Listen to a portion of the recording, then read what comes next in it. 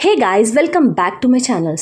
आज के क्लास में हम इस साल के new text book that is first flight का second chapter Nelson Mandela long walk to freedom lesson का एक्सप्लेनेशन देखेंगे। Okay guys, before going to start this let me tell you the writer of this lesson is Nelson Mandela itself. Actually, A Long Walk to Freedom is the name of his own autobiography. So ये lesson Nelson Mandela की autobiography का एक छोटा सा हिस्सा है। Okay guys, let's start this. So before going to start this let me tell you something about Nelson Mandela. So ये Nelson Mandela कौन है? So he is the first black president of South Africa. South Africa के पहले black president थे इन 1994। उन्होंने अपनी country को freedom लाने के लिए बहुत ही सालों तक स्ट्रगल किया था, फाइट किया था, क्योंकि वहाँ के ब्लैक पीपल को बेसिक नीड्स की भी फैसिलिटी नहीं मिल रही थी। वहाँ पे रेशियल डिस्क्रिमिनेशन इतना ज़्यादा था कि वो वाइट पीपल के साथ जॉब भी नहीं कर सकते थे, उनके साथ बैठ के खाना भी नहीं खा सकते थे, मतलब इतना ज़्यादा डिस्क्रिमिनेशन हुआ करता था। सो इन सब को हटाने के लिए उन्होंने ये फाइट की है and lastly he got the freedom to his people, to his country. That's why he put the name of his autobiography as a long walk to freedom. Now it's clear. I hope you all got some idea about this. Okay, let's enter into the lesson. Before you read, apartheid is a political system that separates people according to their race. Can you say which of these three countries named below had such a political system until very recently? A. United States of America, B. South Africa and C. Australia. So यहाँ पे एक apartheid system के बारे में बोला गया। ये apatite system क्या है? ये एक पॉलिटिकल सिस्टम है जो कि रेस बेस्ड डिस्क्रिमिनेशन को क्रिएट करता है। मतलब वहाँ पे उस टाइम पे एक एपेटाइट पॉलिटिकल सिस्टम को स्टार्ट किया था जो कि ब्लैक पीपल के अगेंस्ट स्ट्रॉन्ग डिस्क्रिमिनेशन क्रिएट करता था। ओके, सो यहाँ पे थ्री कंट्रीज दिए हैं और इन 3 कंट्रीज़ में वो एपेटाइट सिस्टम किस कंट्री में देखने को मिलता था और वो है कि south Africa. Okay, next, have you heard of Nelson Mandela? Mandela and his African National Congress spent lifetime fighting against apartheid. Mandela had to spend 30 years in prison. Finally, democratic elections were held in South Africa in 1994 and Mandela became the first black president of a new nation. Okay, so क्या आपने Nelson Mandela के बारे में सुना है? हम अपने lower classes में उनके बारे में कुछ ना कुछ तो पढ़ा ही होगा इन सोशल स्टडीज़। ओके, सो मंडेला कौन है? मंडेला साउथ अफ्रीका के पहले ब्लैक प्रेसिडेंट बने थे इन 1994 after a lot of struggle.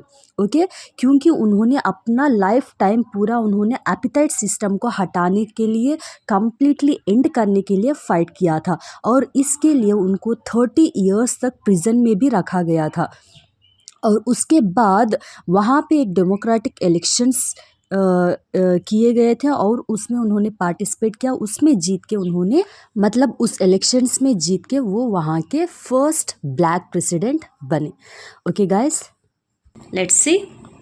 In this extract from his autobiography Long Walk to Freedom, Mandela speaks about a historic occasion, the inauguration. Can you guess what the occasion might be? Check your guess with this news item from BBC of 10th May 1994. So guys, जैसा कि मैंने बताया है कि ये lesson long walk to freedom ये उनकी autobiography से एक्सट्रैक्ट किया गया कुछ हिस्सा है। ओके गाइस, इसमें Mandela ji he speaks about a historic occasion, एक हिस्टोरिक अकेशन के बारे में उन्होंने बात की है और वो हिस्टोरिक अकेशन क्या है? The inauguration. ओके, इसी के बारे में हम इसमें बात करने वाले हैं। और ये अकेशन के बारे में आपका क्या राय है? आप क्या सोचते हैं? अगर आपको इसके बारे में कुछ मालूमात करना हो तो आप 10th में 1994 का BBC न्यूज़ पेपर का कुछ आप रेफ़र कर भी सकते हैं, जिनमें क्लियरली इसके बारे में वहाँ पे मेंशन किया गया है। और यहाँ पे एक आर्टिकल दिया गया है जो कि 10th में 1994 के BBC न्यूज़ का है। Okay, let's see that. Mandela becomes South African first black president. Okay, let's see this article. Nelson Mandela has become South Africa's first black president after more than 3 centuries of white rule. Mr. Mandela's African National Congress ANC party won 252 out of 400 seats in the first democratic elections of South Africa's history. So यहाँ पे बताया गया है Nelson Mandela south Africa के first black president बने हैं after मोर than 3 centuries. मतलब 1 century मतलब 100 ईयर्स, 3 सेंचुरीज मतलब 300 ईयर्स.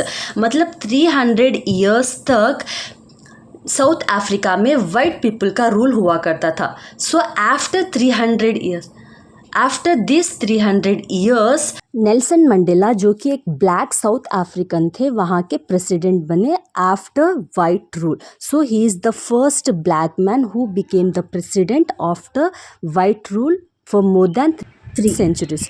सो इन्होंने अफ्रीकन नेशनल कांग्रेस पार्टी में ज्वाइन होके वहाँ पे एक डेमोक्रेटिक इलेक्शंस हेल्ड किया गया था और उस इलेक्शंस में उन्होंने पार्टिसिपेट करके वहाँ के आउट ऑफ 400 सीट्स पे 252 सीट्स पाके वहाँ के प्रेसिडेंट बने. Okay. The inauguration ceremony took place in the Union Buildings Amphitheatre in Pretoria today, attended by politicians and dignitaries from more than 140 countries around the world. Never, never again will this beautiful land experience the oppression of one by another, said Nelson Mandela in his address. So जब ये president बने वहाँ के south Africa के तब एक inauguration एक ceremony रखा गया था और वो सेरेमनी कहाँ पे रखा गया है? Union buildings of amphi theatre in Pretoria. Pretoria की यूनियन बिल्डिंग्स एम्फी थिएटर में ये सेरेमनी हेल्ड की गई थी और वहाँ पे लगभग 140 कंट्रीज़ के बड़े बड़े politicians, dignitaries means well known high people means बहुत बड़ी बड़ी हस्तियाँ, मतलब वो सारे लोग उस ओकेशन में मौजूद थे. और नेल्सन मंडेला कहते हैं कि never never again will this beautiful land experience the operation of one by another. Means आज जो ये ओकेशन चल रहा है इस खुशी में जितने भी 140 कंट्रीज से जितने भी गेस्ट, बड़े बड़े पॉलिटिशियंस, डिग्निटरीज आए हैं, ये लैंड आज इतना ब्यूटीफुल है और इस ब्यूटीफुल लैंड पे आज से अब कभी भी ऑपरेशन नहीं देखने को मिलेगा. मतलब ये रेसिज्म, मतलब ये डिस्क्रिमिनेशन अब हमेशा के लिए ख़त्म हो चुका है और इस ब्यूटीफुल लैंड पे इस तरह का ऑपरेशन, डिस्क्रिमिनेशन अब कभी भी देखने को नहीं मिलेगा. इस तरह से नेल्सन मंडेला अपने एड्रेस में कहते हैं. Okay. And then jubilant scenes on the streets of Pretoria followed the ceremony with blacks, whites and colored celebrating together. More than 1 lakh South African men, women and children of all races sang and danced with joy. So Nelson Mandela कहते हैं कि हमारे Pretoria के street में इतना jubilant scene था. Jubilant scene is nothing but feeling और showing of great joy and happiness. Means जैसे कि कोई जीत के आया हो तो कैसा सेलिब्रेट करते हो उस तरह का माहौल देखने को मिल रहा था. कहाँ पे? प्रिटोरिया के स्ट्रीट्स पे. और वहाँ पे कौन कौन मौजूद थे? वहाँ पे हर तरह के, हर रेस के पीपल मौजूद थे, जैसे कि black people, white people and coloured is nothing but we Indians have a dusky skin, right. Means हम थोड़े सांवले रंग के, मतलब हर एक रेस का इंसान उस ओकेशन में मौजूद था. And moreover we have to say that more than 1 lakh South African people means South African men, women and children were there and they are so happy that they are singing, dancing with joy. So this is all about this article from BBC News of 10th May 1994. Let's move on to our lesson. Okay, let's see this. 10th May dawned bright and clear. For the past few days, I had been pleasantly besieged by dignitaries and world leaders who were coming to pay their respect before the inauguration. The inauguration would be the largest gathering ever of international leaders on South African soil. So just look at here. Here 10th is given in a bold letter. It describes, it says that this 10th May is so special for those black South African people. Okay, why? Because 10th May एक ऐसा दिन था उन सभी black people के लिए, उनकी life का टर्निंग पॉइंट था. सो नेल्सन मंडेला कह रहे थे 10th में dawn bright and clear. Here dawn का मतलब क्या है? स्टार्टेड. सो 10th मे का दिन किस तरह से स्टार्ट हुआ था? एक beautiful bright and clear day की तरह स्टार्ट हुआ था हम सब लोगों के लाइफ में. एंड आगे वो कहते हैं कि इस इनाग्रेशन के कुछ दिन पहले से वो बिसाइज थे. Besiege means to be surrounded closely by. Nelson Mandela के इर्द गिर्द कौन थे?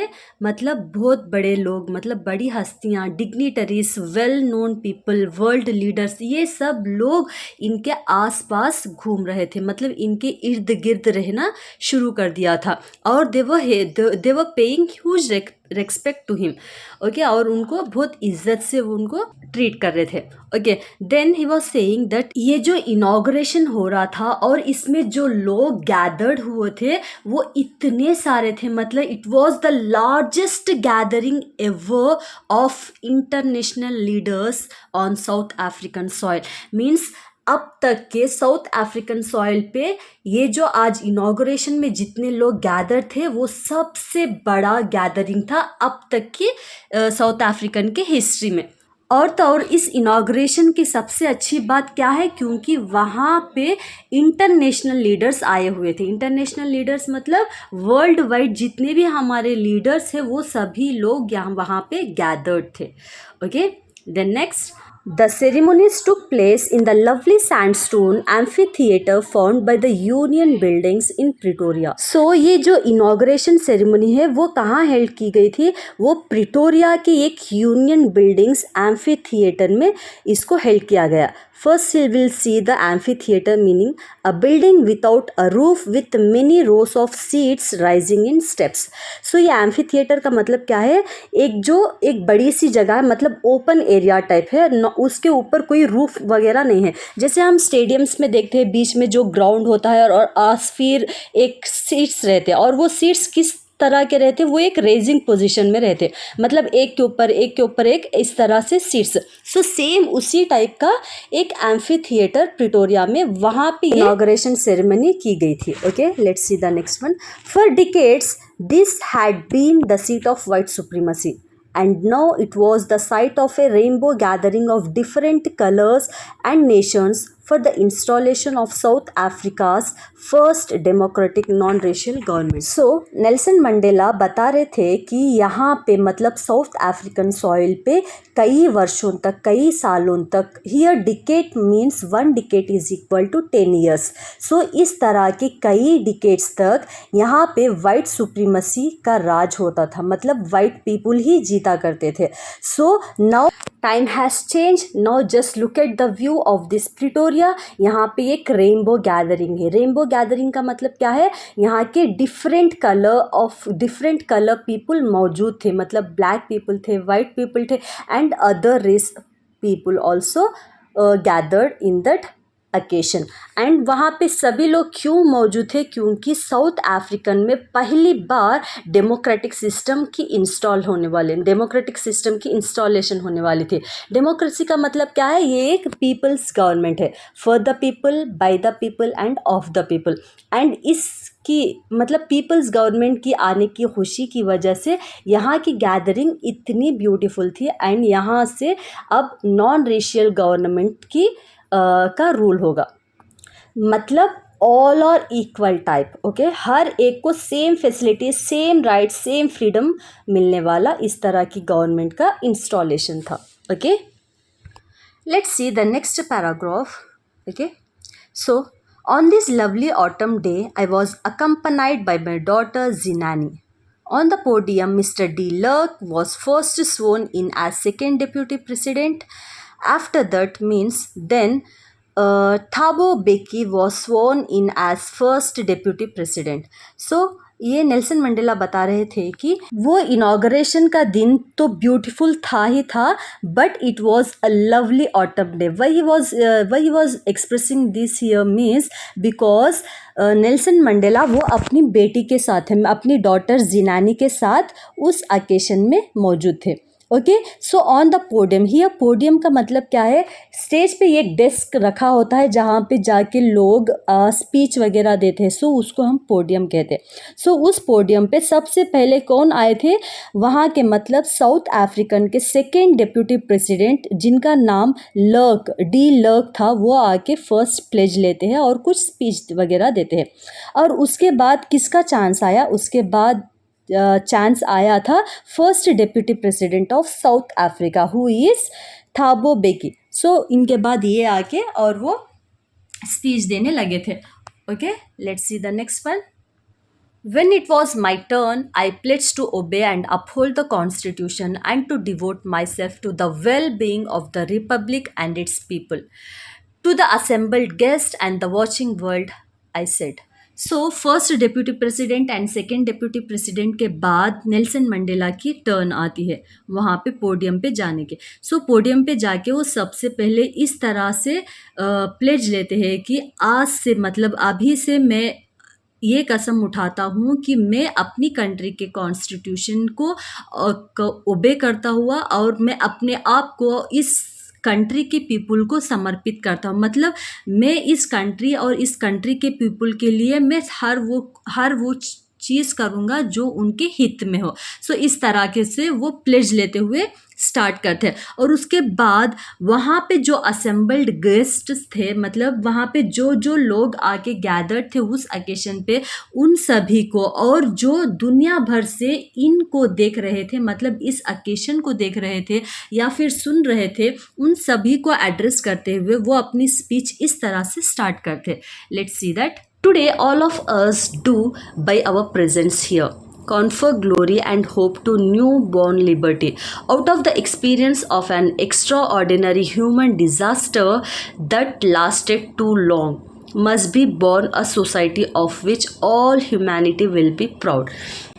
सो वो वहाँ पे मौजूद सभी guest and the watching world, जो भी लोग उनको देख रहे थे, सुन रहे थे थ्रू रेडियो और थ्रू टीवी, उन सभी को और जो पढ़ रहे थे न्यूज़ में, उन सभी को वो वेलकम करते हुए, उन सभी को एड्रेस करते हुए कहते हैं कि आज हम लोग यहाँ पे उपस्थित हैं और आज हमारे प्रेजेंस में एक लिबर्टी का न्यूबॉर्न होने वाला है.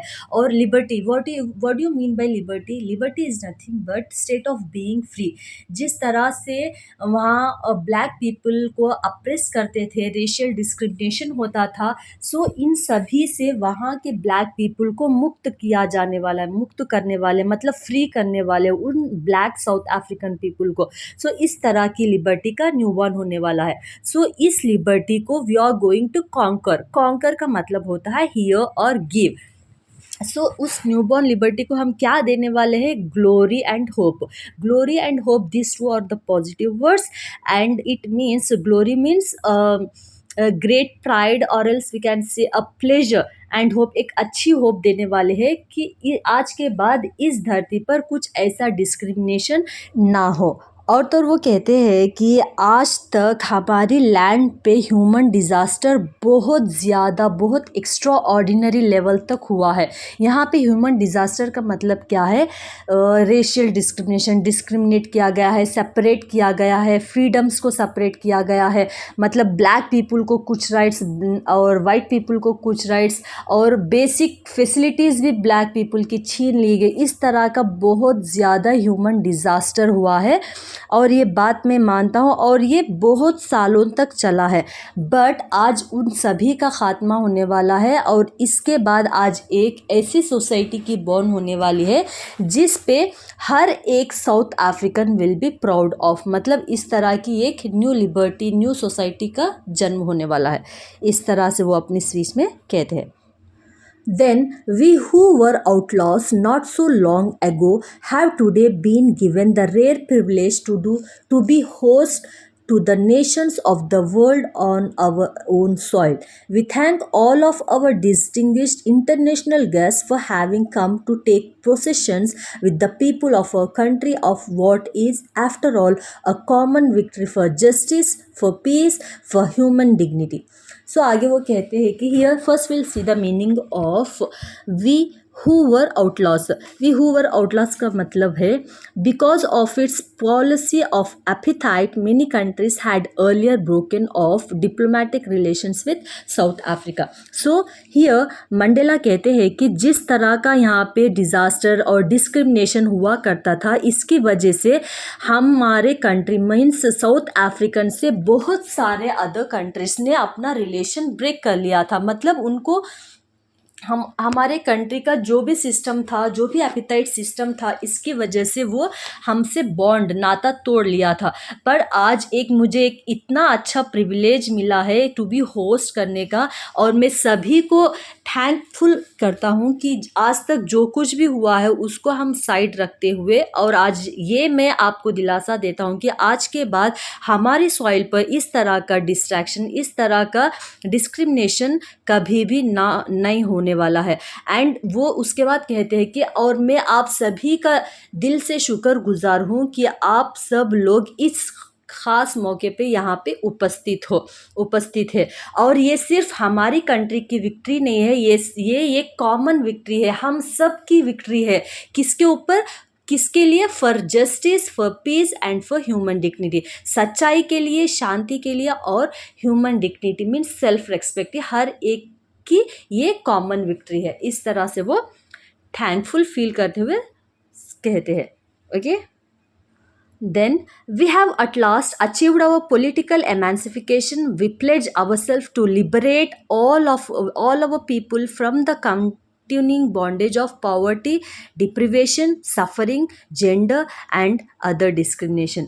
उसके बाद वो कहते हैं कि now at last, चलो इतने साल हमने स्ट्रगल किया, but finally we got freedom, we have achieved our political emancipation. Emancipation का मतलब होता है फ्रीडम फ्रॉम रिस्ट्रिक्शन। जो भी हम ब्लैक पीपल पर रिस्ट्रिक्शन लगाए गए थे, जो भी ऑपरेशन करते थे, उन सभी का आज एंड हुआ है और उन सभी पे हमने विक्ट्री पाई है, अचीवमेंट पाई है। सो फाइनली आज हमको वो अचीवमेंट मिला है।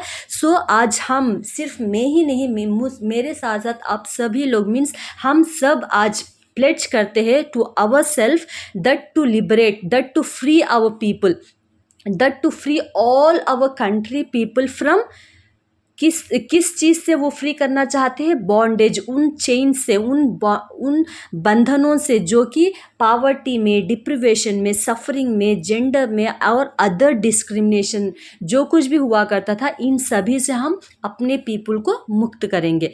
हियर डिप्रिवेशन का मतलब है state of not having one's ritual benefits, मतलब उनके जो बेसिक राइट्स है वो भी छीन लिया करते थे। मतलब आज उन सभी का खात्मा होगा। इस तरह की लिबर्टी हम लाएंगे कि ये डिप्रिवेशन हो, पावर्टी हो, जो कुछ भी सफ़र किया हो यहाँ के पीपल और जो डिस्क्रिमिनेशन हुआ है, इन सभी चीज़ों से हम अपने पीपल को फ्री करने वाले हैं।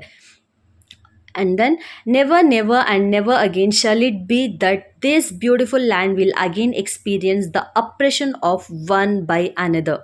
और वो इस तरह से कहते हैं कि आज के बाद इस ब्यूटीफुल लैंड पे, मतलब आज के बाद साउथ अफ्रीकन में इस तरह का ऑपरेशन कभी भी एक्सपीरियंस, कभी भी देखने को नहीं मिलेगा, जो एक दूसरे को अप्रेस करता आ रहा था। मीन्स एक मतलब वाइट पीपल ब्लैक पीपल पे जिस तरह से रिस्ट्रिक्ट कर रहा था, जिस तरह से अप्रेस कर रहा था, इस तरह की चीज़ें, इस तरह का डिस्क्रिमिनेशन हमारी ब्यूटीफुल लैंड पे आज के बाद अब कभी नहीं होगा। इस तरह से वो प्लेज लेते हैं। और तो वो कहते हैं कि जो ब्राइट सूरज हमारे लाइफ में आज के दिन हमको देखने को मिला है, और वो सूरज कभी it's will never set on, मतलब वो कभी डूबने वाला नहीं है। Let freedom reign, God bless Africa. Here reign का मतलब है रूल करना। सो वो कहते हैं कि आज के बाद हमारी लैंड पर, मतलब साउथ अफ्रीका में, ओनली फ्रीडम ही रूल करने वाला है। And then he lastly says that God bless Africa, भगवान अफ्रीका पर ब्लेस करे। इस तरह से वो अपनी स्पीच को एंड करते हैं। Okay guys, let's see what happened after the speech. A few moments later, we all lifted our eyes in awe as a spectacular array of South African jets, helicopters, and troop carriers rode in perfect formation over the Union buildings. So, Nelson Mandela after the speech जो कुछ भी हुआ था उसके बारे में हमें यहाँ बता रहे। सो स्पीच के बाद सभी के सभी अपने आइस को आसमान की तरफ लिफ्ट करके देख के बहुत ही ज़्यादा खुश होते हैं, क्योंकि उस टाइम वहाँ के साउथ अफ्रीकन के जो जेट्स और हेलीकॉप्टर्स और ट्रूप कैरियर्स है वो सभी के सभी वहाँ पे आसमान में कुछ प्रदर्शन कर रहे थे, कुछ दिखा रहे थे। मतलब वो इस तरह से फॉर्म हो रहे थे, इस तरह का कुछ प्रदर्शन दिखा रहे थे, जिससे हमें पता चलता है कि वहाँ के मिलिट्री फोर्स, वहाँ की पुलिस फोर्स कितना ज़्यादा खुश है इस न्यू गवर्नमेंट के आने से, इस न्यू गवर्नमेंट के मिलने से। इस तरह से वो एक डेमोन्स्ट्रेशन दे रहे थे कि वो बहुत लॉयल है इस न्यू गवर्नमेंट को लेके, जो कि फेयरली एंड फ्रीली इलेक्ट किया गया है, जो कि विदाउट एनी चीटिंग इलेक्ट हुआ गया है। मतलब नेल्सन मंडेला जो प्रेसिडेंट हुए ना, वो विदाउट चीट फेयरली इलेक्टेड थे एंड प्रेसिडेंट बने। Okay, let's see the next one. Only moments before, the highest generals of South African Defence Force and Police, their chest badges with ribbons and medals from days gone by, saluted me and pledged their loyalty. It was not unmindful of the fact that not so many years before they would have saluted but arrested me. सो उसके बाद वो कहते हैं कि वो अपनी वहाँ की जो मिलिट्री फोर्स अपनी जो लॉयल्टी दिखाई है इस न्यू गवर्नमेंट के प्रति, उसके बाद वहाँ के मतलब साउथ अफ्रीकन के जो डिफेंस फोर्स है, पुलिस वाले हैं बड़े बड़े, वो जिसके चेस्ट पे बैचेस रिबन्स लगे हुए होते, वो सभी लोग आके और अपनी लॉयल्टी की प्लेज दे रहे थे। इस पे नेल्सन मंडेला बहुत ज़्यादा खुश होते हैं और कहते हैं कि अगर ये मुझे आज से कुछ दिन पहले अगर मिले होते, मतलब मेरे प्रेसिडेंट होने के पहले अगर ये लोग मुझसे मिले होते, तो ये सैल्यूट करने के बजाय मुझे अरेस्ट करके प्रिजन में डाल दिया होगा। मतलब इस तरह से वो फनी वे में यहाँ कहते हैं। देन फाइनली क्या हुआ, finally a chevron of impala jets left a smoke trail of the black, red, green, blue and gold of the new South African flag. So उसके बाद कुछ ही देर बाद क्या होता है, फाइनली ए शेवरॉन का मतलब क्या है, वो एक वी शेप में, मतलब जब भी कोई जैसे इंडिपेंडेंस हो या फिर रिपब्लिक डे हो, जब हमारे प्राइम मिनिस्टर वहाँ पे रेड फोर्ट पे कुछ अपनी स्पीच देने के बाद वहाँ पे कुछ मार्च पास्ट दिखाया जाता है एयर फोर्स मतलब आर्मी वाले, और उसी at the same time jets के थ्रू एक स्मोक अपनी कंट्री के फ्लैग का स्मोक छोड़ दिया जाता है। इसी तरह यहाँ पे भी साउथ अफ्रीकन का फ्लैग रिप्रेजेंट करने के लिए वहाँ के जेट्स उस फ्लैग के कलर के स्मोक को रिलीज करते हैं, और वो कौन से कलर्स थे, black, red, green, blue and gold colours के थे। ओके, जो न्यू साउथ अफ्रीकन का फ्लैग था। Okay, the day was symbolized for me but the playing of our two national anthems and the vision of white singing Kosi Sikhelel Africa and the black singing Die Stem, the old anthem of Republic. Although that day neither group knew the lyrics of the anthem they once despised, they would soon know the words by heart. So after the प्रदर्शन that was shown on the sky, उसके बाद मतलब जो flag के colours को smoke के ज़रिए वहाँ पे आसमान पे दिखाया गया था, उसके बाद क्या किया गया, वहाँ पे टू नेशनल एंथम्स को प्ले किया गया। वो कौन से टू नेशनल एंथम्स थे, एक ब्लैक पीपल का था और एक वाइट पीपल का था। वाइट पीपल का नेशनल एंथम कोसी सिखेला अफ्रीका का था, जो कि वो बहुत अच्छे से गा रहे थे, क्योंकि वो तो गाते ही आ रहे थे ना, उनको तो कुछ फ़र्क ही नहीं पड़ा, मतलब उनके ऊपर कभी कुछ स्ट्रगल नहीं फेस किए थे, इसीलिए उनको अपने लिरिक्स बहुत अच्छे से याद थे। वेराज फॉर ब्लैक पीपल जिनका नेशनल एंथम डाई स्टेम था, वो अच्छे से नहीं गा रहे थे क्योंकि उनको अपने एंथम के लिरिक्स भी नहीं मालूम थे। वाई? क्योंकि आज तक उनको उस तरह का फ्रीडम मिला ही नहीं जिसके वो हकदार थे। उनको हर एक पॉइंट पे उनको डिप्रेस किया जाता था, हर एक डिस्क्रिमिनेशन उनके साथ हुआ करता, इसीलिए कभी वो अपने एंथम को उतना रेस्पेक्टफुली उतना दिल से कभी गाए ही नहीं थे, तो उनको लिरिक्स याद भी नहीं थे। बट इस पे नेल्सन मंडेला जी कहते हैं कि इट्स ओके, अगर आज उनको याद नहीं तो क्या हुआ, आज से इस साउथ अफ्रीकन पे फ्रीडम हर एक को इक्वल राइट्स मिलेगी, तब जाके वो आगे ये लिरिक्स दिल से याद होंगे उनको, इस तरह से वो कहते हैं। Okay, let's see the next one. On the day of the inauguration, I was overwhelmed with a scene of history. In the first decade of 20th century, a few years after the bitter Anglo-Boer War and before my own birth, the white-skinned people of South Africa patched up their differences and erected a system of racial domination against the dark-skinned people of their own land. So, यहाँ पे Nelson Mandela बता रहे हैं कि मैं इस inauguration के दिन पे बहुत ही ज़्यादा खुश था। वो ओवरवेल्म मतलब मोर देन हैप्पी, मतलब उनकी खुशी की कोई हद ही नहीं थी, क्योंकि वहाँ के सीन को, वहाँ की जो एक नई हिस्ट्री कायम हुई है उस दिन, उसको देख के वो बहुत ही ज़्यादा ओवरवेल्म थे। क्योंकि वो बता रहे थे कि 20th सेंचुरी के फर्स्ट डिकेड मतलब we all know that 10 years को हम डिकेड कहते, मीन्स 20th सेंचुरी के फर्स्ट 10 ईयर्स में ये एक बिटर एंग्लो वॉर हुआ था, मतलब एक खतरनाक एक वॉर हुआ था। और उसके बाद जब तो इनका बर्थ भी नहीं हुआ था, किनका, नेल्सन मंडेला का, तब की बात कर रहे वो। तो जब वो एंग्लो वॉर स्टार्ट की मतलब हुआ था, तो उस वार के बाद जो वाइट अफ्रीकन्स है, जो वाइट पीपल ऑफ अफ्रीकन है, वो सब लोग पैचअप कर लिए थे, मतलब वो सब लोग इकट्ठा एक ग्रुप बन गए हैं और they started to dominate the dark skin people, means black people of South Africa. So इस तरह से तब से ये domination system, racism system start हो गया था वहाँ पे। Okay, let's see next one. The structure they created formed the basis of one of the harshest, most humane society the world has never known.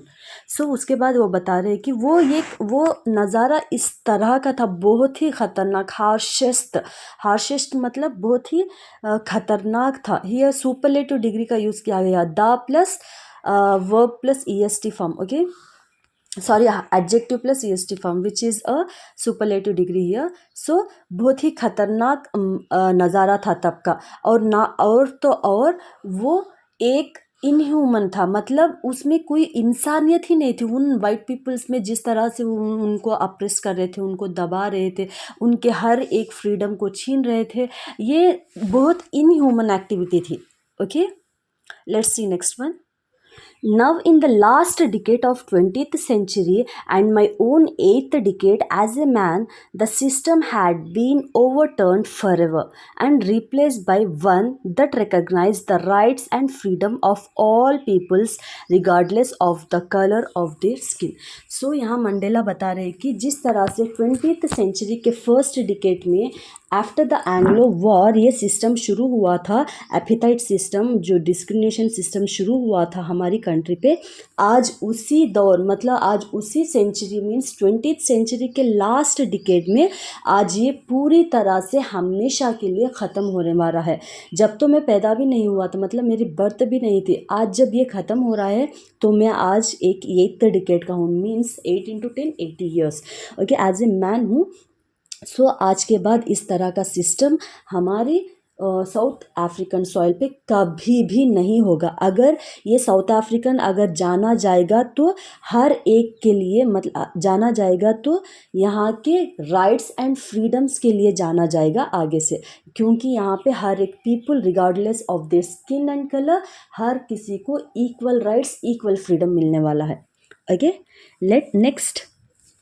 The day had come about through the unimaginable sacrifices of thousands of my people people whose sufferings and courage can never be counted or repaid. I felt that day, as I have on so many other days, that I was simply the sum of all those African patriots who had gone before me.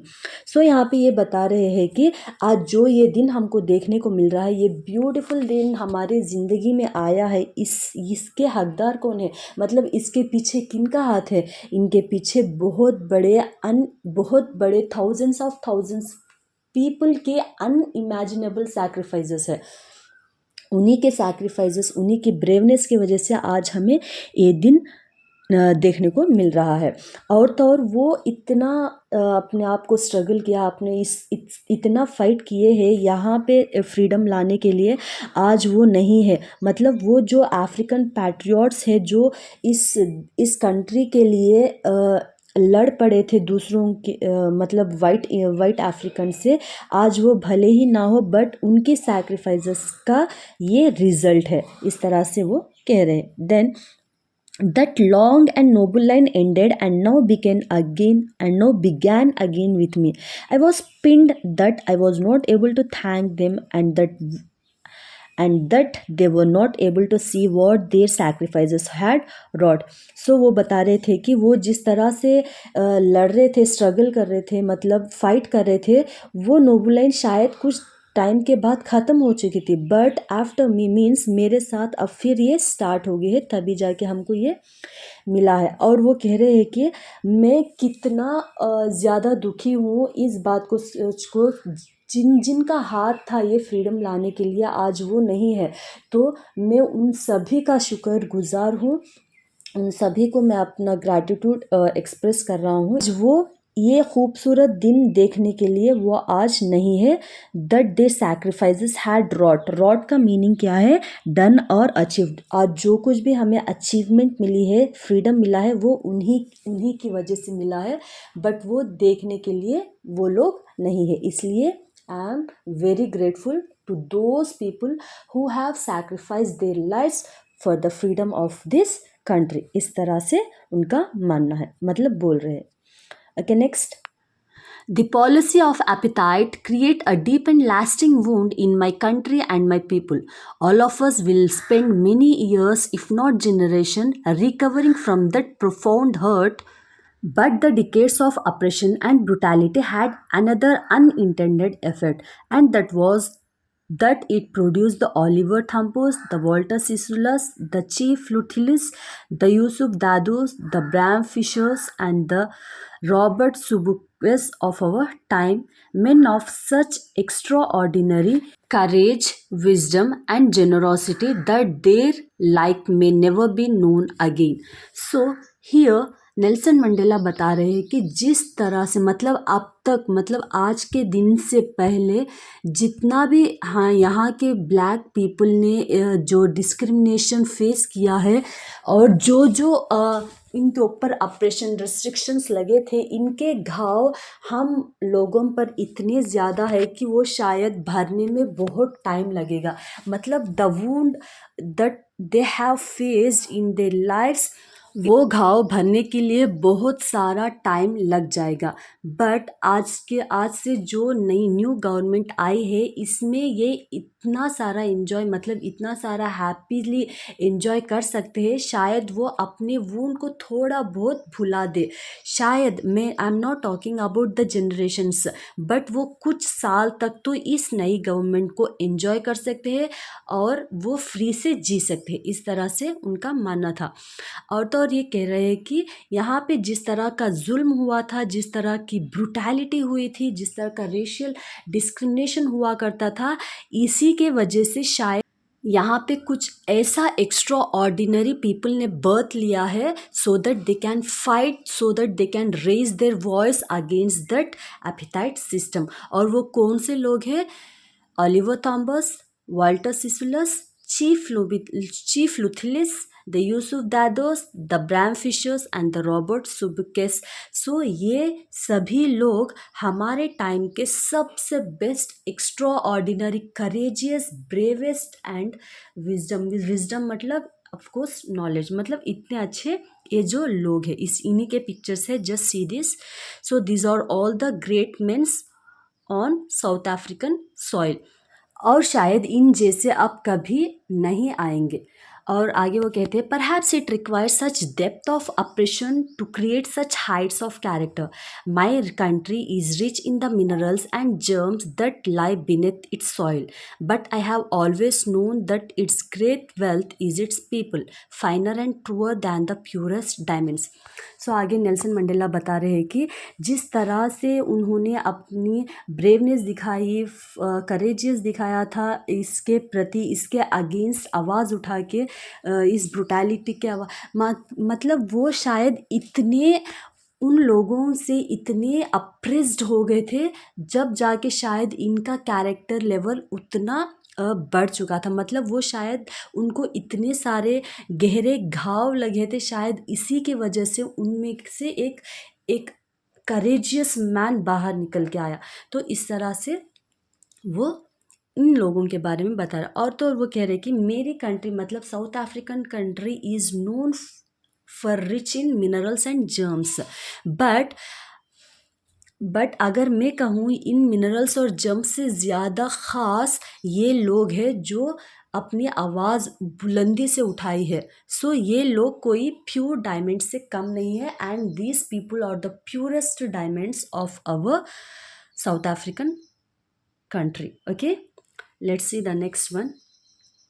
It is from these comrades in the struggle that I learned the meaning of courage. Time and again I have seen men and women risk and give their lives for an idea. I have seen men stand up to attack and torture without breaking, showing a strength and resilience that defies the imagination. I learned that courage was not the absence of fear, but the triumph over it. The brave man is not he who does not feel afraid, but he who conquers that fear. सो आगे ये बताते हैं कि जिन जिन लोगों ने इस freedom के struggle में पार्टिसिपेट करके और उनके ब्रेवनेस को जो बताया है, उन्हीं से मैंने करेज की मीनिंग सीखा है। मतलब उन्हीं से मुझे करेज का मतलब पता चला है। अगर मैं एक टाइम की बात करूं तो एक टाइम मेन एंड वुमेन एक आइडिया के लिए अपने रिस्क मतलब अपनी लाइफ्स को गिव अप कर देते थे, बट आज वही men and women they are standing against this white people of that country. Okay, have a look at the meaning of resilience. The meaning to deal with any kind of hardship and recovered from its effects. So जिस तरह से एक time पे main and women को ये एक idea के लिए अपनी लाइफ्स को रिस्क में डाल देते थे, आज वही लोग डरे बिना सामना कर रहे हैं इस चीज़ का, क्योंकि उनको फ्रीडम लाने का सोच लिया था और वो ठान लिए थे। सो इसका मतलब ये जिस तरह से आगे बढ़ के आगे आके स्ट्रगल कर रहे थे, मतलब लड़ रहे थे, इसका मतलब ये नहीं कि उनमें एब्सेंस ऑफ फियर है, मतलब उनमें डर बिल्कुल भी नहीं, बट उन्होंने उस डर पे जीत पाए हैं, मतलब उस डर को ही हरा दिया है उन्होंने, तब जाके वो इतने करेजियस बने हैं। इसीलिए यहाँ पे एक ब्यूटीफुल लाइन मेंशन की है नेल्सन मंडेला ने, the brave man is not he who does not feel afraid, but he who conquers that fear. मतलब जो इंसान डरता नहीं उसको हम ब्रेव नहीं कहेंगे, जो इंसान डरता हुआ उस पे जीत हासिल करके ब्रेवनेस एंड करेजेस बता के आगे आता है, उसको हम ब्रेव मैन कहते हैं। ओके, समझिए। Let's see next. No one is born hating another person because of the color of his skin or his background or his religion. People must learn to hate, and if they can learn to hate, they can be taught to love, for love comes more naturally to the human heart than its opposite. Even in the grimmest time in prison, when my comrades and I were pushed to our limits, I would see a glimmer of humanity in one of the gods, perhaps just for a second, but it was enough to reassure me and keep me going. Man's goodness is a flame that can be hidden but never extinguished. So यहाँ पे Nelson Mandela बता रहे हैं कि कोई भी इंसान by birth hate करना नहीं आता उसको, मतलब वो बचपन से वो पैदाइशी से वो किसी को हेट करना, इसको नीचा देखूं, ये काला है, ये गोरा है, ये डिस्क्रिमिनेशन, वो उसके दिमाग में बिल्कुल भी नहीं आता। मतलब वो एक अच्छे से पैदा होता है, मतलब एक मासूमियत से पैदा होता है, राइट। सो बचपन से किसी को ये आदतें नहीं रहती, बट उसको सिखाया जाता है। क्या सिखाया जाता है? इनको हेट करना है, इनको छोटा देखना है, मतलब ये काले काले लोग हैं, ये गोरे लोग हैं, इनको रिस्पेक्ट करो, इनको ना करो, ये सब हमें सिखाया जाता है। यही यही बात को नेल्सन मंडेला कहते हैं कि अगर हेट को सिखाया जाता है तो love can also be taught, love को भी आप सिखा सकते हैं। सो बट अगर मैं दोनों में कंपैरिजन करूं, हेट को तो हम सिखा सकते हैं, but love that will come naturally from once heart. इसीलिए हमेशा प्यार बांटे और अच्छी चीज़ ही सिखाए। सो यहाँ पे उन्होंने एक इंसिडेंट भी बता रहे थे इसके रिलेटेड में, जब वो प्रिजन में थे, जब उनको और उनके साथियों को वहाँ के गार्ड्स बेरहमी से मार पीट करते थे, मतलब बहुत ही ज़्यादा वो मारते थे, तब उनमें से एक गार्ड को थोड़ा बहुत बुरा भी लगता था। ये देख के नेल्सन मंडेला कहते हैं कि हर एक आदमी में, मतलब वो चाहे बुरा हो चाहे अच्छा हो, हर एक आदमी में अच्छाई होती ही है, वो चाहे कितना भी क्रूएल पर्सन हो, मतलब उसके अंदर एक अच्छाई छुपी होती है। वो अच्छाई किसी को भले ही ना दिखे, वो छुपी हुई हो, बट वो एक फ्लेम की तरह है, वो छुपी हो सकती है बट वो कभी बुझ नहीं सकती। इस तरह से वो कह रहे हैं। Okay, let's see the next paragraph. In life, every man has twin obligations to his family, to his parents, to his wife and children, and he has an obligation to his people, to his community and his country. So Nelson Mandela बता रहे हैं कि हर एक इंसान को उसकी life में twin obligations है। ट्विन मतलब टू, ऑब्लिगेशंस मतलब रिस्पॉन्सिबिलिटी। वो क्या है? पहली रिस्पॉन्सिबिलिटी उसकी फैमिली के प्रति, उसके वाइफ के प्रति, उसके बच्चों के प्रति, उसके पेरेंट्स के प्रति है, और दूसरी रिस्पॉन्सिबिलिटी उसकी कम्युनिटी, उसकी पीपल और उसकी कंट्री के प्रति है। Okay, so let's see next. In a civil human society, each man is able to fulfill those obligations according to his own inclinations and abilities. But in a country like South Africa, it was almost impossible for a man of my birth and color to fulfill both of those obligations. Okay, यहाँ ये वो बता रहे हैं कि हर इंसान को ये दो ऑब्लिगेशंस करना पड़ ज़रूरी है, बट पर अगर इन दोनों में अगर उसको चूज़ करना पड़े तो वो सबसे पहले उस रिस्पॉन्सिबिलिटी को करना चाहेगा जिस पे उसका इंक्लिनेशन हो। इंक्लिनेशन मतलब the tendency of behaviour means जिस तरह हमारा झुकाव, जहाँ पे हमारा झुकाव ज़्यादा, मतलब जिसको हम ज़्यादा इम्पोर्टेंस देते हैं अपने लाइफ में, उन ऑफकोर्स उनकी तरफ हमारा झुकाव होगा, तो उन्हीं की रिस्पॉन्सिबिलिटी में हम ज़्यादा तवज्जो देंगे। सो अगर एक इंसान को कहा जाए कि आपको दो रिस्पॉन्सिबिलिटीज़, मतलब अपनी फैमिली और अपनी कंट्री के प्रति किसी एक को चूज़ करना हो, तो हमारा इंक्लिनेशन किसकी ओर होगा? ऑफकोर्स फैमिली की तरफ होगा। पर नेल्सन मंडेला कह रहे हैं कि अगर कोई आदमी साउथ अफ्रीकन से रिलेटेड हो, यहाँ के आदमी को दो ऑब्लिगेशंस के रिस्पॉन्सिबिलिटी फुलफिल करना बहुत ही ज़्यादा मुश्किल हो जाता है, और वो भी मुझ जैसे कलर के आदमी के लिए तो और भी ज़्यादा मुश्किल हो जाता है। Okay, in south Africa a man of colour who attempted to live as a human being was punished and isolated. In South Africa, a man who tried to fulfill his duty to his people was inevitably ripped from his family and his home and was forced to live a life apart, a twilight existence of secrecy and rebellion. I did not in the beginning choose to place my people above my family. But in attempting to serve my people, I found that I was prevented from fulfilling my obligations as a son, as a brother, as a father and as a husband. So ये कह रहे हैं कि अगर south African में अगर कोई बंदा अपनी फैमिली के लिए कुछ करता है, मतलब वो अगर चलो छोड़ा, अगर वो simple life as a human being अगर वो अपनी लाइफ को लीड भी करता है, तो उसको पनिश कर दिया जाता है और उसको आइसोलेटेड रख दिया, मतलब अकेला छोड़ दिया जाता है। क्यों? वहाँ के ब्लैक पीपल को उतना फ्रीडम नहीं था जितना कि वाइट पीपल को था। जिस तरह से वो लोग रहते थे उस तरह क्या लाइफ लीड करने का इनके पास वो तक भी फ्रीडम नहीं था। साउथ अफ्रीका यही बता रही है नेल्सन मंडेला हमको। अगर कोई वहाँ अपनी कंट्री के पीपल को हेल्प करना चाहा तो उसको इनएविटेबली रिप्ट कर दिया जाता। इनएविटेबली मतलब अनअवॉइडेबली उसको फैमिली से दूर, घर से दूर, एक दूर मतलब कहीं पे रख के उसको, या फिर उसको कुछ पनिश कर देते थे, मतलब उसको जेल में डालना, इस तरह से वो करते थे। और नेल्सन मंडेला बता रहे हैं कि उनको भी स्टार्टिंग में अपनी फैमिली के ऊपर, अपनी कंट्री के पीपल को वो नहीं रखते थे, बट आगे आगे उनको अपने देश के लिए, अपने पीपल के लिए करने का जज्बा आया, तो वो अपनी फैमिली से हट के पीपल के लिए करना स्टार्ट कर दिया।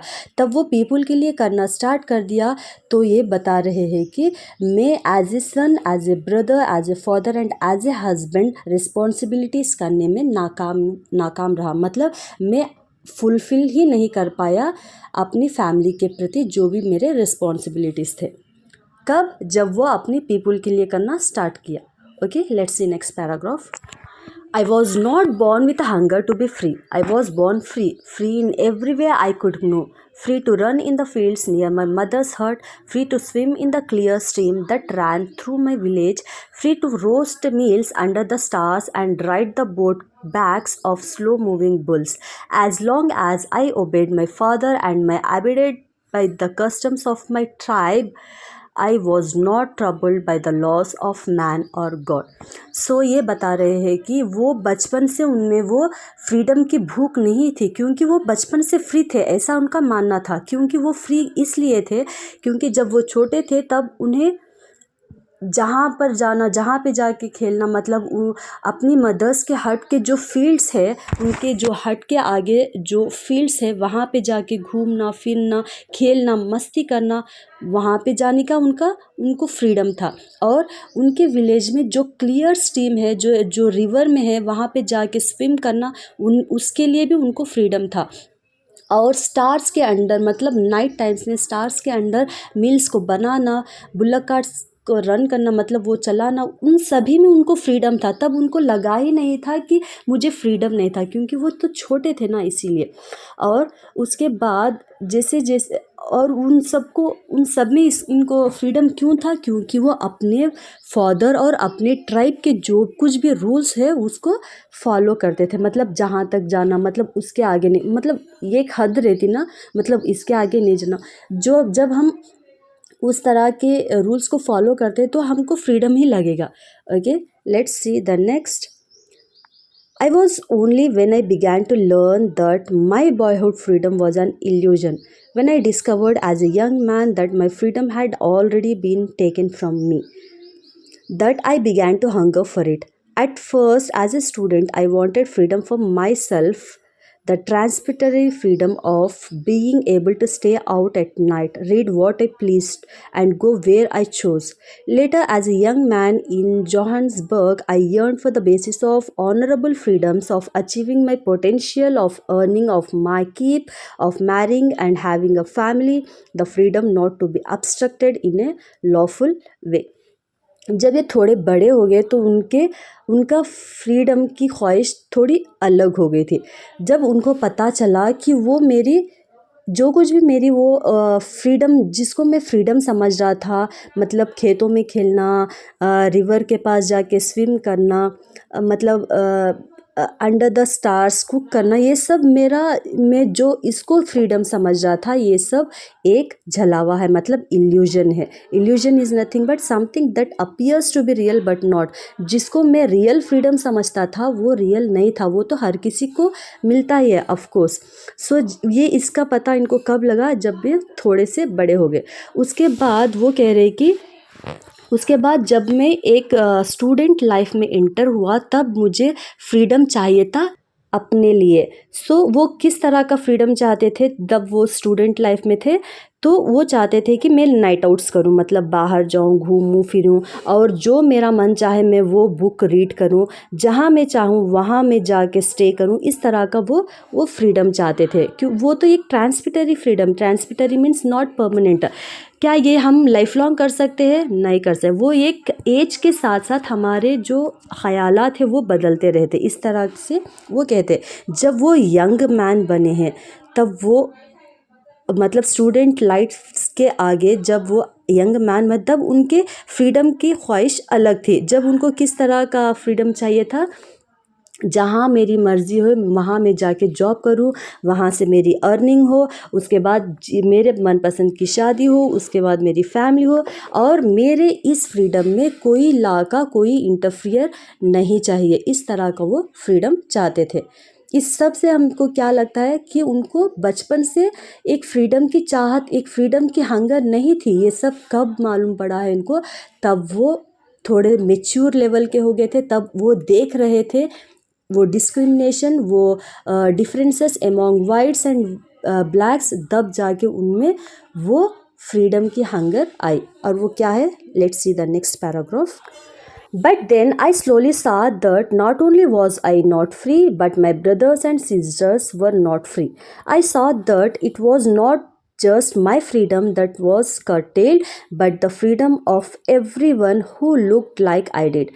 That it when I joined the African National Congress, and then is when the hunger of my own freedom became the great hunger for the freedom. So वो आगे बता रहे कि इस तरह से स्लोली जब मैं गौर करता था, जब मैं देखता था लोगों को, जब मुझ में मैच्योरिटी आई समझने की, देखने की दुनियादारी को, तब जाके मुझे स्लोली इस चीज़ का पता लगा कि ये फ्रीडम जो मैं चाहता हूँ वो सिर्फ मेरा फ्रीडम नहीं है, क्योंकि सिर्फ मुझे ही फ्रीडम की ज़रूरत नहीं है, मेरे भाई बहन मतलब मेरे सिबलिंग्स को भी फ्रीडम की उतनी ही ज़रूरत है जितनी कि मुझे है। क्योंकि जो फ्रीडम मुझे चाहिए था, मतलब वही फ्रीडम की ज़रूरत हर किसी को है इस कंट्री पे, हर एक पीपल, हर एक ब्लैक अफ्रीकन को ज़रूरी है। इस तरह से वो बोलते हैं। यहाँ कर्टेल के मीनिंग रेड्यूस्ड, ओके।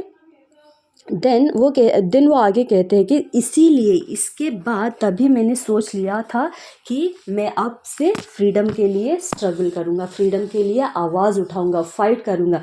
तब से वो अफ्रीकन नेशनल कांग्रेस पार्टी में ज्वाइन हुए, ANC कहते हैं उसको, ओके। उस पार्टी में ज्वाइन हुए, तब से उनकी ये जो फ्रीडम के लिए भूख थी वो हमेशा से बढ़ती ही जा रही थी, day by day as the day passes, okay. Let's see the next paragraph. It was this desire for the freedom of my people to live their lives with dignity and self-respect that animated my life, that transformed a frightened young man into a bold one, that drove a law-abiding attorney to become a criminal, that turned a family-loving husband into a man without a home, that forced a life-loving man to live a life like a monk. सो वो इस तरह का freedom लाना चाहते थे जहाँ पे हर कोई, हर एक person on South African will leave a dignity and self respect life. मतलब हर किसी को सेम लाइफ, हर किसी की सेल्फ रिस्पेक्ट हो, हर किसी को रिस्पेक्ट मिले, हर किसी को राइट मिले, हर किसी को वो फैसिलिटी मिले जिसके वो हकदार है।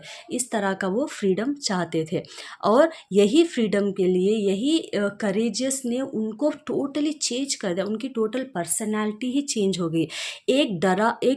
मतलब वो स्टार्टिंग में डरा करते थे, मतलब एक फ्राइटेन मैन को एक बोल्ड में बदल दिया, एक लॉ को फॉलो करने वाले आदमी को एक क्रिमिनल में बदल दिया। क्रिमिनल इज़ नथिंग बट मतलब against the law, going against the law. मतलब वहाँ पे वाइट पीपल को हर एक फैसिलिटी मिल रही थी, उनको हर एक सुविधा मिल रही थी, तब ये आवाज़ उठा रहे थे कि ब्लैक पीपल को क्यों नहीं मिल रही। मतलब इस तरह से वो आवाज़ उठाते थे, तो इस सेंस में वो अपने आप को क्रिमिनल बता रहे, okay.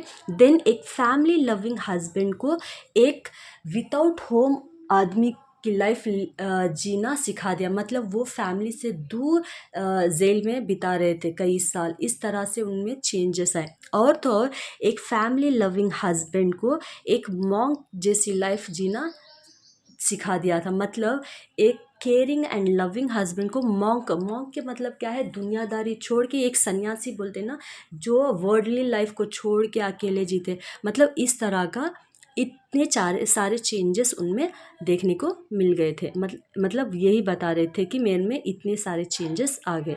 Then I am no more virtuous or self sacrificing than the next man, but I found that I could not even enjoy the poor and limited freedom I was allowed when I knew my people were not free. Freedom is indivisible. The chains on any one of my people were the chains on all of them. The chains of all my people were the chains on me. So आगे ये बताते हैं कि freedom कभी भी divisible नहीं होता, वो इनडिवाइजेबल है। मतलब इसको इतना फ्रीडम, उसको उतना फ्रीडम, ऐसा कभी नहीं होता। मतलब फ्रीडम हर किसी के लिए सेम है, राइट्स हर किसी के लिए सेम है, वो चाहे ब्लैक हो, वो चाहे वाइट हो, मतलब कोई भी रंग का हो, मत हर किसी को सेम राइट्स मिलना चाहिए। बट यहाँ पे मतलब उनके साउथ अफ्रीकन में वाइट पीपल को एक फ्रीडम और ब्लैक पीपल को एक फ्रीडम मिला करते थे, बट वो जो फ्रीडम उनको मिला करता था उससे वो खुश नहीं थे, क्योंकि उनको वो सेम फ्रीडम नहीं मिलते थे जितने कि वाइट पीपल को मिलते थे। इसीलिए वो अपने जो मिले हुए फ्रीडम को भी एंजॉय नहीं करते थे। और वो आगे कहते हैं कि जो जो चाइन्स हम ब्लैक पीपल पे पड़े हैं, वो चाइन्स इस साउथ अफ्रीकन के हर एक पे पड़े हैं, और जो चेन्स मेरे पीपल पे पड़े हैं, मतलब मेरे पीपल को बांधा गया है जिन चैन से, वो चेन्स मुझे भी बांधा गया है। इस तरह से वो मानते हैं। Okay, let's see the next paragraph. I knew that the oppressor must be liberated just as surely as the oppressed. A man who takes away another's man's freedom is a prisoner of hatred. He is locked behind the bars of prejudice and narrow-mindedness. मतलब Nelson Mandela यहाँ बता रहे कि जितनी यहाँ पे liberated का मतलब क्या है, फ्रीडम। जितनी फ्रीडम अप्रेस्ड पीपल को है, मतलब जो जिसको लोग दबाते हैं, जिन पे लोग रेस्ट्रिक्शंस लगाते हैं, जिन पे लिमिटेशंस लगाते हैं, सो उनको जितनी फ्रीडम की ज़रूरत है उतनी ही फ्रीडम की ज़रूरत अप्रेसर का है। जो दबाते हैं, मतलब जो सताते हैं, उनको भी फ्रीडम की उतनी ही ज़रूरत है। उनको आप सोच सकते हैं कि यहाँ पे उनको फ्रीडम की क्या ज़रूरत है, वो हमें आगे लाइन्स में पता चलेगा। A man who takes away another's man freedom is a prisoner of hatred, he is locked behind the bars of prejudice and narrow mindedness. अगर समझो कि कोई आपको सता रहा है, आपको डिस्क्रिमिनेट कर रहा है, आपको आपके फ्रीडम्स को छीन रहा है, आपके बेसिक फैसिलिटीज़ को छीन रहा है, तो वो तो अप्रेस फील हो रहा है। But at the same time जो ये सब कुछ इन पे कर रहा है, वो सब उन लोगों के लिए इनके दिलों में एक नफ़रत की भावना पैदा होती है। मतलब वो लोग, इनके दिलों में नफ़रत के पिंजरे में कैद होता है। और बिहाइंड द बार्स का मतलब भी यही है, prison. Okay, next. I am not truly free if I am taking away someone else freedom, just as surely as I am not free when my freedom is taken from me. So यहाँ वो बता रहे हैं कि अगर समझो मैं किसी का फ्रीडम छीन लूँ तो मैं भी पूरी तरह से फ्रीडम फील नहीं कर पाऊँगा। उसी तरह अगर कोई मुझसे मेरा फ्रीडम ले ले तो मैं भी फ्री नहीं हूँ। इसका मतलब यही वो ऊपर के लाइन्स में बताया। अगर कोई किसी पे जुल्म करता है तो उस पे फ्रीडम ना होने की वजह से उस पे ये सब अप्रेशन हो रहा है। जो अप्रेसर है वो अप्रेस करने की वजह से वो उनके दिलों में नफ़रत के पिंजरों में कैद है। मतलब वो भी तो फ्री नहीं है, मतलब दोनों को फ्रीडम की ज़रूरत है। इसीलिए वो लास्ट में बताते, the apprised and the oppressor alike और रॉब्ड ऑफ देयर ह्यूमैनिटी।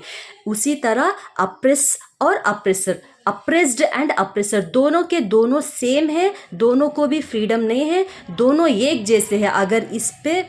अगर इसको फ्रीडम नहीं है तो इसको भी फ्रीडम नहीं है। दोनों और अलाइक आर रॉब्ड मतलब चोरी। किस चीज़ में चोरी? Of their humanity.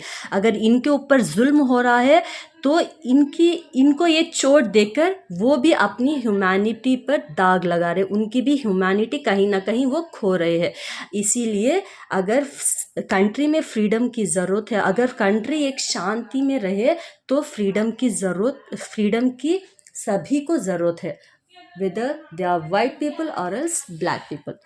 Okay guys, this is the end of this lesson. I hope you all got understood. If you like it guys, please don't forget to like, share and subscribe, and please do hit the like button, because if you like it, then my video will be recommended to others also. And you may also join me on WhatsApp and Telegram.